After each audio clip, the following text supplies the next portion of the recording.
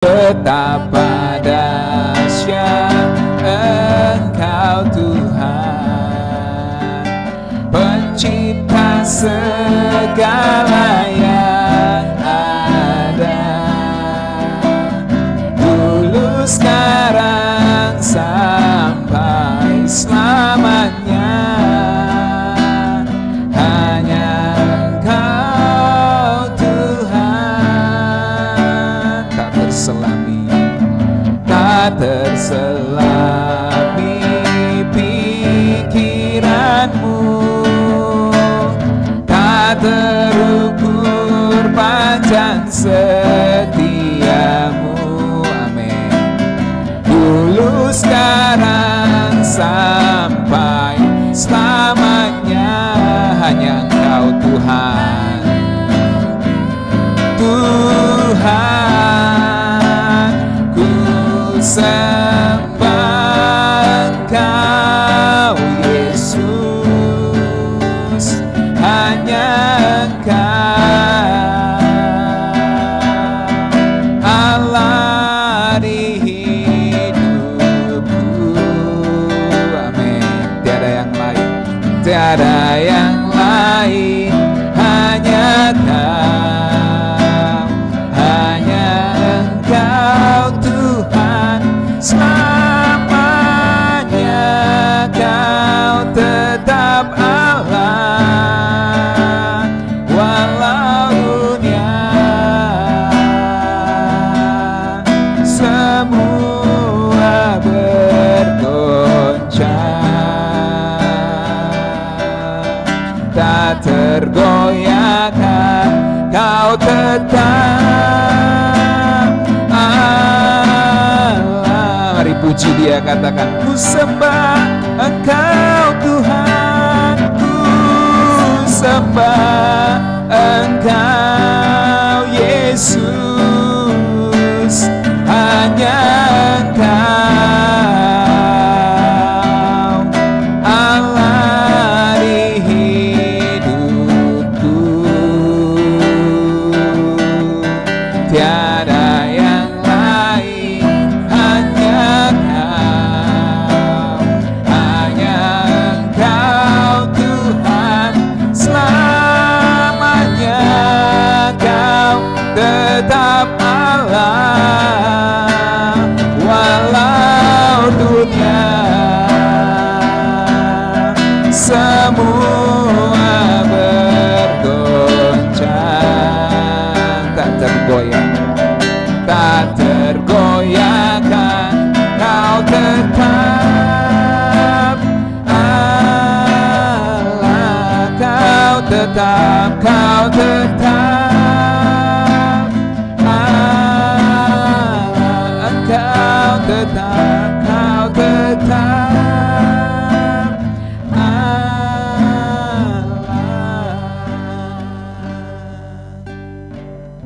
Bapa kami di sorga, kami berterima kasih sebab dunia boleh bergoncang, tetapi Engkau tetaplah Tuhan kami. Engkau gunung batu pengharapan yang tak tergoyahkan. Kepadamu lah kami berlindung, kepadamu lah kami berharap. Engkaulah sandaran hidup kami. Bapa terima kasih, di waktu malam hari ini kami mau duduk tenang, kami mau belajar sesuatu dari kebenaran firman. Bicaralah Engkau kepada kami semua, biarlah renungan yang kami dengarkan akan menyegarkan jiwa kami, mengingatkan kembali akan pesan firman Tuhan untuk kami praktikkan dalam hidup kami sehari-hari. Di dalam nama Tuhan Yesus kami berdoa, haleluya, amin. Shalom, malam hari ini saya mau bicara soal memberi sedekah dan berdoa. Renungan praktis dari Matius pasal 6 ayat 1 sampai ayat yang ke-15.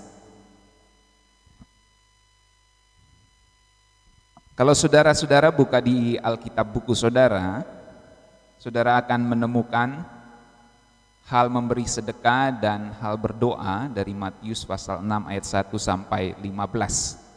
Untuk mempersingkat waktu, saya berharap saudara-saudara standby Alkitabnya, entah elektronik ataupun Alkitab buku, untuk membandingkan terjemahan yang saya akan kemukakan di sini. Saya mengambil renungan praktis ini dari terjemahan parafrase The Message. Ya. Mari lihat hal memberi sedekah dan hal berdoa. Dalam Matius pasal 6 ayat 1, kalau kita baca Alkitab terjemahan baru kita, ingatlah jangan kamu melakukan kewajiban agamamu di hadapan orang supaya dilihat mereka. Karena jika demikian kamu tidak beroleh upah dari Bapamu yang di sorga. Kalau kita baca dalam terjemahan The Message, ya, dalam terjemahan ini, perhatikan, berhati-hatilah ketika Anda mencoba untuk menjadi baik sehingga Anda tidak membuat pertunjukan darinya. Nah, ini sebuah pesan yang menarik, saya. Jangan kamu melakukan kewajiban agamamu di hadapan orang supaya dilihat mereka. Itu diparafrasekan begini, ya. Berhati-hatilah ketika Anda mencoba untuk menjadi baik sehingga Anda tidak membuat pertunjukan darinya. Jadi berbuat baik dijadikan sebuah panggung supaya dilihat orang. Nah, Alkitab katakan berhati-hati. Nah, ini kenapa harus berhati-hati? Gitu kan kita tanya. Gitu. Kenapa? Nggak bolehkah dilihat orang? Gitu. Ini sebenarnya bukan soal nggak boleh dilihat orang. Namanya kita bahkan ayat yang lain dalam Alkitab katakan hendaklah perbuatanmu dilihat oleh semua orang supaya mereka memuliakan Bapamu yang di sorga. Benar bukan? Itu di Matius pasal berapa itu? 5 sepertinya ya. Tentang menjadi garam itu ya, dalam Matius 5 ayat 16, dan hendaklah terangmu bercahaya di depan orang supaya mereka melihat perbuatanmu yang baik dan memuliakan Bapamu yang di sorga. Saudara cek di Alkitabnya ya. Jadi ketika Tuhan Yesus mengatakan jangan kamu melakukan kewajiban agamamu di hadapan orang supaya dilihat orang, maksudnya jangan sampai kamu jadikan itu sebagai motif yang tidak benar, yaitu engkau mau mempertunjukkan dirimu. Makanya Tuhan Yesus kasih pesan di pesan parafrase ini, berhati-hatilah ketika Anda mencoba menjadi baik sehingga Anda tidak membuat pertunjukan darinya. Nah, kenapa? Mungkin ya teater yang bagus, mungkin itu teater yang bagus karena kita kan show gitu ya. Kan banyak orang sekarang kasih sesuatu lalu diunggah di media sosial, bentuk video, bentuk apa, nah itu. Jadi mungkin itu teater yang bagus, tetapi Tuhan yang membuat Anda tidak akan bertepuk tangan. Jadi Tuhan yang menciptakan kita tidak akan bertepuk tangan kalau motifnya itu tidak benar. Tetapi dari satu sisi kita harus juga menunjukkan perbuatan baik kita, supaya orang melihat perbuatan kita yang baik dan memuliakan Bapa kita di sorga. Jadi bukan soal menunjukkan atau tidak kepada umum, tetapi soal motivasinya. Itu sebab di sini dikatakan berhati-hatilah. Ya. Jadi bukan soal pertunjukannya yang salah, bukan soal teaternya yang salah, tetapi soal motifnya. Nah, ini dalam hal memberi sedekah. Jadi ini pesan pertama saudara dari hal memberi sedekah. Mari kita lihat ayat yang kedua. Nah, ayat yang kedua dikatakan jadi apabila engkau memberi sedekah, nah, itu kalau saudara baca di Alkitab terjemahan yang biasa gitu ya. Apabila saudara memberi sedekah, janganlah engkau mencanangkan hal itu seperti yang dilakukan orang munafik di rumah-rumah ibadat dan di lorong-lorong supaya mereka dipuji orang. Nah itu kan, aku berkata kepadamu sesungguhnya mereka sudah mendapat upahnya. Dari sini lebih jelas lagi soal motif. Saudara perhatikan ya, ketika Anda melakukan sesuatu untuk orang lain, jangan menarik perhatian pada diri Anda sendiri. Nah ini dia maksudnya ya. Jangan menarik perhatian pada diri Anda sendiri. Anda telah melihat mereka beraksi. Saya yakin aktor pemain, ini Tuhan Yesus menyebutnya, diparafrasekan begitu, memperlakukan pertemuan doa dan sudut jalan sama seperti panggung. Dalam hal ini mereka bersikap welas asih selama ada yang menonton. Jadi kalau ada yang nonton, wah sikapnya itu welas asih gitu. Kan sekarang tuh banyak ya video-video perbuatan-perbuatan baik, menolong sesama gitu. Itu banyak sekarang di media sosial. Gitu. Nah itu tidak salah. Tapi kalau hanya untuk tujuan viewer, tujuan media sosial, tujuan supaya dilihat orang, dan itu tidak menjadi sebuah karakter, nah ini Tuhan Yesus ingatin dalam hal memberi sedekah. Jangan sampai kamu bersikap welas asih selama ada yang nonton aja. Nah kan banyak tuh artis-artis tuh membantu orang miskin, bener nggak itu karakternya? Ada yang memang karakternya gitu, tapi ada yang cuma untuk mendapatkan popularitas. Lalu bermain di depan orang banyak gitu ya. Mereka mendapat tepuk tangan memang benar, tapi hanya itu yang mereka dapatkan. Jadi Tuhan Yesus ngomong, mereka sudah dapat upahnya. Upahnya itu adalah ya dipuji orang. Tetapi Tuhan sendiri tidak bertepuk tangan. Itu yang di ayat pertama tadi kan? Wah. Jadi kalau ibaratnya kita mau show itu saudara, kita mau cari tepuk tangannya siapa? Tepuk tangannya manusia atau tepuk tangannya Tuhan? Nah. Jadi saudara bisa merefleksikan ini ya. Jadi dalam hidup kita itu jangan cari tepuk tangan manusia. Cari tepuk tangan Tuhan. Amin. Tuhan yang akan kasih kita tepuk tangan. Di dunia kita bisa diejek, difitnah, dihina. Yang penting Tuhan tepuk tangan. Daripada di dunia ini kita ditepukin tangan, tapi Tuhan gak tepuk tangan tuh. Tuhan bilang tunggu penghakiman. Nah itu bahaya. Ngeri sekali saudara. Nah selanjutnya ayat yang ketiga menarik sekali ya. Dikatakan when you help someone out, don't think about how it looks. Ketika Anda membantu seseorang, jangan pikirkan bagaimana kelihatannya. Kalau dalam terjemahan kita, tetapi jika engkau memberi sedekah, jangan diketahui tangan kirimu apa yang diperbuat tangan kananmu. Ya maksudnya, ya tangan itu kan nggak punya mata. Gitu. Maksudnya adalah ketika kita bantu orang, nggak usah dipikirkan gimana kelihatannya. Saya ini dilihat orang nggak ini membantu ini, ya, nggak perlu dipikirkan itu, ya. Biar saja dunia yang menilai sendiri dan melihat perbuatan baik kita sehingga mereka memuliakan Bapa kita di surga. Oke, di mute dulu ya. Selanjutnya, ayat yang keempat. Kalau kita baca, hendaklah sedekahmu diberikan dengan tersembunyi,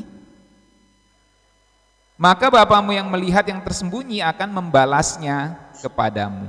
Nah, diparafrasekan begini saudara, lakukan saja dengan tenang dan tidak mencolok. Jadi kalau kita memberi sedekah itu lakukan dengan tenang dan tidak mencolok. Begitulah cara Tuhan Anda yang mengandung Anda dalam cinta bekerja di belakang layar membantu Anda. Ini menarik sekali saudara. Ya, parafrase ini mantap sekali ini untuk kita renungkan. Jadi saudara perlu ngerti bahwa Tuhan itu bekerja di belakang layar untuk membantu kita. Gitu. Makanya kita harus meneladani Dia. Kita bukan tidak boleh menunjukkan perbuatan baik, sebab di satu sisi perintah Tuhan katakan hendaklah perbuatan baikmu dilihat semua orang. Tetapi ini Tuhan mau kasih tahu bicara tentang motif. Makanya dikatakan lakukan saja. Dan kalau lakukan saja itu berarti memang seringkali harus berupa pertunjukan. Tetapi dengan tenang dan tidak mencolok. Artinya mencoloknya di sini maksudnya apa tadi? Mencoloknya adalah ini yang di ayat sebelumnya tadi saudara. Nah, jangan menarik perhatian pada diri Anda sendiri. Itu maksudnya. Jadi bukan kitanya yang tampil, bukan kita yang memberi yang tampil, tetapi Yesus yang ada di dalam kita itu. Saya lakukan ini karena Yesus. Nah, itu dia saudara ya. Jadi itu yang dimaksud di sini. Karena begitulah cara Tuhan bekerja membantu kita. Dia bekerja di belakang layar, saudara. Nah, itu hal tentang memberi sedekah.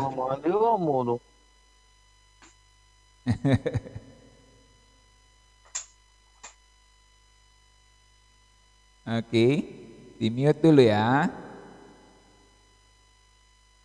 Oke. Sekarang kita melihat renungan tentang hal berdoa dalam Matius pasal 6 itu. Ini cepat saja. Dan ketika Anda datang ke hadapan Tuhan, jangan ubah itu menjadi produksi teater juga. Jadi memang ini bersambung saudara ya, hal memberi sedekah dan hal berdoa. Makanya dikasih berurutan. Kalau dalam terjemahan kita, dan apabila kamu berdoa, janganlah berdoa seperti orang munafik. Nah, jadi di sini dikatakan, kalau kamu datang berdoa ke hadapan Tuhan, jangan ubah itu menjadi produksi teater juga. Ya, jadi banyak orang itu menjadikan doa itu sebagai ajang teater. Gitu. Untuk menunjukin, oh gini nih, doa yang benar nih, doa yang bagus nih. Acting dia gitu kan. Ya, teatrikal itu baik dalam pengertian karena kita mau kasih yang terbaik, the best untuk Tuhan. Seringkali itu sebuah aksi teatrikal juga bukan? Tetapi tujuannya itu bukan supaya orang nilai kita, bagus banget kata-kata doanya, teratur, rapi gitu. Tapi ternyata motifnya salah. Untuk menunjukin pada orang, untuk mendapat tepuk tangan orang, mendapat pujian dari orang, bukan itu ya. Itu sebabnya Tuhan katakan di sini, kalau kamu berdoa, jangan ubah doa itu menjadi produksi teater, jadi pertunjukan. Semua orang ini membuat pertunjukan reguler dari doa mereka. Maksudnya orang-orang munafik itu berharap untuk menjadi bintang, wah gitu ya. Apakah Anda pikir Tuhan duduk di kursi kotak? Do you think God sits in a box seat? Kamu pikir Tuhan itu gampang saja disogok-sogok gitu dengan doa-doamu yang munafik itu, dan berharap kamu akan jadi bintang di hadapan orang-orang. Selanjutnya, ya ini tentu istilah ungkapan dalam dunia barat ya. God sits in a box seat. Ya. Tuhan duduk di kursi kotak. Maksudnya intinya di situ adalah Tuhan itu nggak berharap kamu hibur dia, kamu tunjukin teatrikal untuk yang baik, untuk mendapat pujian dari orang, itu intinya. Ya. Lalu ayat yang ke-6. Kalau kita baca dalam terjemahan kita, tetapi jika engkau berdoa, masuklah ke dalam kamarmu, tutuplah pintu, dan berdoalah kepada Bapamu yang di tempat tersembunyi, maka Bapamu yang melihat yang tersembunyi akan membalasnya kepadamu. Nah, diparafrasekan gini, inilah yang saya ingin Anda lakukan, temukan tempat yang tenang dan terpencil, sehingga Anda tidak akan tergoda untuk bermain peran di hadapan Tuhan. Karena kalau kita berdoa di banyak orang, saudara, ya, kita itu ada godaan untuk mengolah kata-kata yang baik sehingga doa itu menjadi ajang pertunjukan di depan orang. Sekali lagi, mengolah kata-kata yang baik tentu itu adalah sebuah rasa hormat juga pada satu sisi di hadapan Tuhan. Benar enggak saudara ya? Tetapi bukan itu yang sedang ingin disinggung di sini. Yang sedang ingin disinggung di sini adalah bahwa jangan sampai kamu berdoa itu menjadikan itu sebagai sebuah peran dalam pengertian bersandiwara di situ. Kamu tidak tulus berdoa, tapi kamu hanya ingin supaya dipuji orang, itu maksudnya saudara. Sehingga kalau kamu di depan orang lain, fokusmu akan beralih dari dirimu kepada Tuhan, beralih dari Tuhan kepada dirimu maksudnya. Kalau di tempat terpencil, ya, maka fokusmu dari dirimu sendiri kamu akan alihkan kepada Tuhan. Karena kamu tidak cari pujian lagi, nggak ada orang lihat kamu. Itu gunanya doa di tempat tersembunyi maksudnya. Jadi kamu benar-benar berdoa hanya ingin mendapat tepuk tangannya Tuhan, kira-kira gitu. Ya. Artinya tidak ada acting lagi di situ. Kamu bisa bicara jujur dengan Tuhan di situ. Dan di situ kita akan mulai merasakan kasih karunia-Nya. Makanya doa di tempat tersembunyi itu saudara, dalam pengertian rohaninya bukan hanya soal lonely in a room, bukan hanya soal sendiri di dalam sebuah ruangan, tetapi bisa sendiri di tengah keramaian. Saudara bisa paham? Kalau saudara memiliki tingkat keheningan yang tinggi, saudara bisa hening di tengah keramaian. Dan itu butuh latihan, saudara. Ada banyak orang mencari ketenangan di tempat sepi, tetapi dia tidak bisa tenang. Karena ini masalah batin. Ya. Tetapi ada orang yang di keramaian pun dia bisa tenang, hening, dan dia belajar untuk dengarkan suara Tuhan dari keramaian itu. Dia bisa kontak berseru dengan Tuhan di tengah keramaian. Itu keheningan yang dikatakan jiwaku tenang dalam Kristus. Jadi itu keheningan, saudara. Quiet time-nya itu di situ. Jadi bukan hanya soal waktu teduh saat sendiri di kamar atau di tempat sepi, tetapi di sebuah secret place, tempat rahasia, yaitu di dalam batin ini. Kita bisa ada di tengah keramaian, di bus, di mall, tetapi kita bisa hening dan terkontak dengan Tuhan. Gitu. Nah itu yang disebut secret place, saudara. Dan disitulah ketenangan kita. Jadi ketenangan itu bukan hanya didapatkan di tempat tenang, tempat sepi, tetapi di dalam batin kita. Inilah yang Tuhan Yesus maksud, kalau kamu berdoa, masuklah ke kamarmu, tutup pintu, berdoalah kepada Bapamu yang di tempat tersembunyi.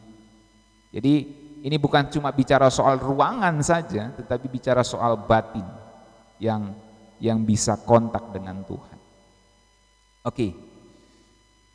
Selanjutnya cepat saja. Ayat yang ke-7. Nah, ini menarik sekali ayat 7. Lagi pula dalam doamu janganlah kamu bertele-tele. Nah, seperti kebiasaan orang yang tidak mengenal Allah, mereka menyangka bahwa karena banyaknya kata-kata doanya akan dikabulkan. Ada orang doa makan tuh, doa syafaat keliling dunia, saudara. Tidak salah ya, berdoa untuk janda. Saya waktu kecil ya, mama saya itu ajar, kalau doa makan, berdoa untuk janda, fakir miskin, orang-orang terlantar yang berkekurangan, itu baik, itu sebuah didikan yang baik, saudara ya. Tetapi kalau doa makan tidak perlu doakan bangsa dan negara. Ada banyak video-video lucu itu, saudara ya, adik kakak, adiknya atau kakaknya doa itu lama sekali, dia doakan opungnya, dia doakan opanya, dia doakan neneknya. Setelah amin kakaknya langsung pukul gitu ya. Lama sekali doa. Saudara pernah lihat video lucu itu, saudara? Ada lagi video lucu doa makan ya. Nanti karena orang dewasanya lama berdoa kesana kemari, itu anak kecilnya ambil nasi sambil tutup mata. Karena lama gitu. Jadi Alkitab ajarin gini, kalau kamu berdoa jangan bertele-tele seperti kebiasaan orang tidak mengenal Allah. Mereka menyangka bahwa karena banyaknya kata-kata doanya akan dikabulkan tuh. Jadi Tuhan tuh enggak ukur berapa kata-katanya, gimana wordingnya, gimana susunan katanya, dan Tuhan hitung berapa katanya ini.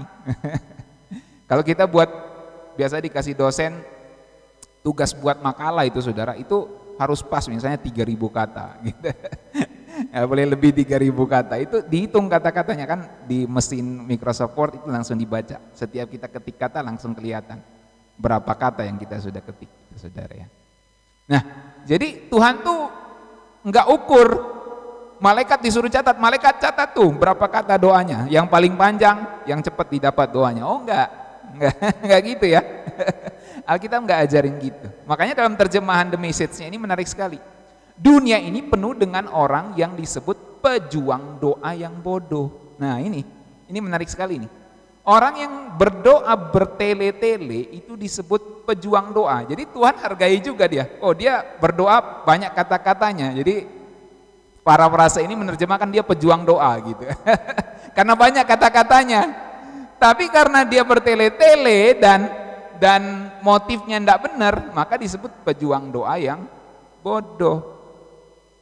Mereka penuh dengan formula. Oh, ini kata-katanya. Dan program dan nasihat, teknik begitu, menjajakan untuk mendapatkan apa yang Anda inginkan dari Tuhan gitu. Jadi ada teknik-tekniknya gitu. Dipikir dengan begitu Tuhan jawab. Nah, itu pejuang doa yang bodoh, Saudara. Nah, jangan sampai kita berdoa itu seperti itu. Doa panjang tuh tidak salah, asal tulus gitu. Jadi ini bukan soal panjang kata atau tidak sebenarnya, tetapi soal apakah kamu tulus, apakah kita ini tulus, apakah kita sungguh-sungguh mendoakan apa yang kita katakan itu dari hati kita, itu maksudnya. Oke, saudara bisa paham ini ya, dan ini menegur kita semua, ya, terutama orang-orang yang sering berdoa. Apalagi kayak saya ini hamba Tuhan, saudara ya, seringkali terpancing mendoakan dengan kata-kata indah tetapi itu tidak tulus. Harus jujur kita mengakuinya. Banyak kali kita berdoa itu tidak tulus. Dalam kehidupan saya juga banyak kali doa tidak tulus, hanya mau dilihat orang. Itu harus jujur dikatakan. Dan kalau kita mau jujur, kita semua pernah melakukannya. Nah, hari ini kita diingatkan Tuhan, tidak perlu panjang-panjang, tidak perlu bertele-tele, yang penting motif dan ketulusan kita melakukannya. Amin. Ayat 8. Jadi janganlah kamu seperti mereka, karena Bapamu mengetahui apa yang kamu perlukan sebelum kamu meminta kepadanya. Dan setelah itu Tuhan Yesus ajarkan doa Bapa kami. Nah, ini menarik sekali. Jangan jatuh untuk omong kosong itu. Maksudnya jangan kamu ikut-ikut omong kosong seperti itu. Ini yang kamu hadapi ini Bapamu. Yang sedang kamu hadapi ini Bapamu, dan Dia tahu lebih baik dari apa yang kamu butuhkan. Tidak ada anak itu, atau jarang ya, kalaupun ada itu sangat jarang, anak yang minta sama bapaknya itu bertele-tele. Pak, gitu ya, beliin mobil dong. Kalau orang kaya gitu. Pak, beliin mainan, kan anak-anak gitu ya. Pak, beliin mainan gitu.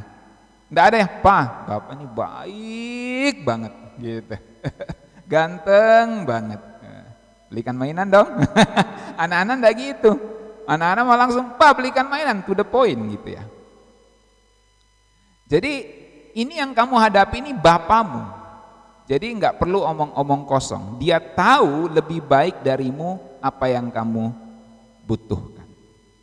Nah, itu sebabnya diajarkan kalau ayat 9-nya, karena itu berdoalah demikian. Oke, saya cepat saja dari sini.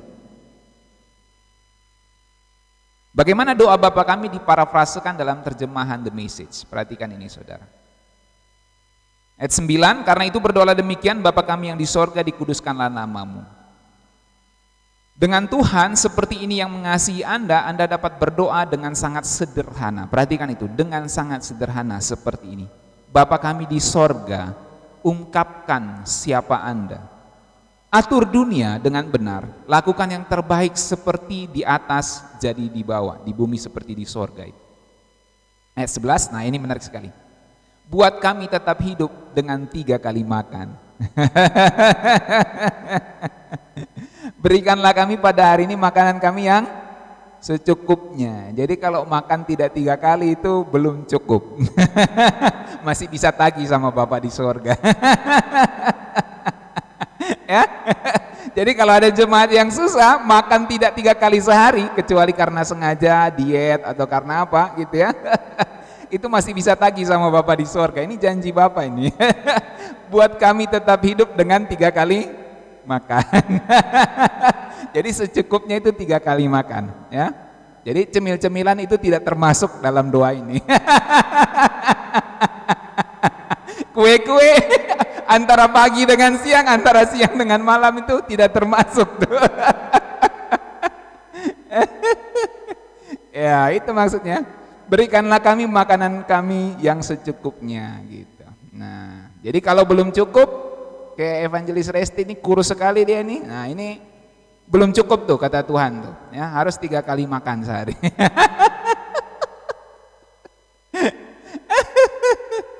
Oke. Lanjut ya, lanjut. Ya, itu supaya kita sukacita ya. Ayat 12, jauhkan kami diampuni dengan Anda dan memaafkan orang lain. Kalau dikatakan ini ayat yang ke-12 ya. 12, dan ampunilah kami atas kesalahan kami seperti kami juga mengampuni orang yang bersalah kepada kami. Ini harus disambung dengan ayat 13. Saya bacakan saja ya. Jauhkan kami dari diri kami sendiri, ini maksudnya, dan iblis. Anda bertanggung jawab. Anda dapat melakukan apapun yang Anda inginkan, Anda bersinar dalam keindahan. Ya, ini kan terjemahan parafrase. Nah, ini yang menarik dalam ayat 14. Dalam doa ada hubungan antara apa yang Tuhan lakukan dan apa yang Anda lakukan. Kalau dalam ayat 14, karena jikalau kamu mengampuni kesalahan orang, Bapamu yang di sorga akan mengampuni kamu juga. Jadi dalam doa ada hubungan antara apa yang Tuhan lakukan dan apa yang Anda lakukan. Anda tidak bisa mendapatkan pengampunan dari Tuhan misalnya tanpa juga memaafkan orang lain. Jadi saudara, waktu Tuhan Yesus ajar berdoa, dia ajar tentang pengampunan. Tuhan tidak akan menjawab doa kita kalau kita tidak mengampuni orang lain. Jadi dalam doa ada hubungan antara apa yang Tuhan lakukan dan apa yang Anda lakukan. Kalau Anda tidak melakukan sesuatu, maka Tuhan tidak bisa menjawab doa Anda. Dalam hal ini, kamu harus mengampuni, maka Tuhan akan mengampuni kamu. Nah, ini ayat terakhir menarik, ayat 15. Jika Anda menolak untuk melakukan bagian Anda memotong diri Anda dari bagian Tuhan. Jika saya menolak untuk melakukan bagian saya memotong diri saya dari bagian Tuhan. Artinya, saya tidak akan mendapat bagian yang Tuhan sediakan untuk saya. Jadi penting sekali dalam doa itu kita melakukan bagian kita. Dalam hal ini mengampuni orang lain. Oke? Jadi ada 2 hal yang kita pelajari pada hari ini saudara. Hal memberi sedekah dan hal berdoa. Hal memberi sedekah intinya jangan jadikan itu sebuah pertunjukan. Begitu juga dengan hal berdoa, jangan jadikan itu sebuah pertunjukan. Jangan sampai kita menjadi artis waktu kita memberi sedekah, tapi biarlah Tuhan yang tampil di situ. Dan jangan kita menjadi pejuang doa yang bodoh, yang bertele-tele, tetapi jadilah pejuang doa yang benar tulus di hadapan Tuhan. Dan yang terakhir, kalau kita mau doa kita dijawab, lakukan bagian kita. Pastikan tidak ada orang yang tidak perlu lagi kita ampuni. Yang perlu lagi kita ampuni maksudnya. Sehingga artinya semuanya sudah beres di hadapan Tuhan. Maka bagian kita akan kita terima dari Tuhan. Tidak akan dipotong-potong lagi. Oke? Semoga ini memberkati kita semua. Saya ajak kita berdoa bersama-sama.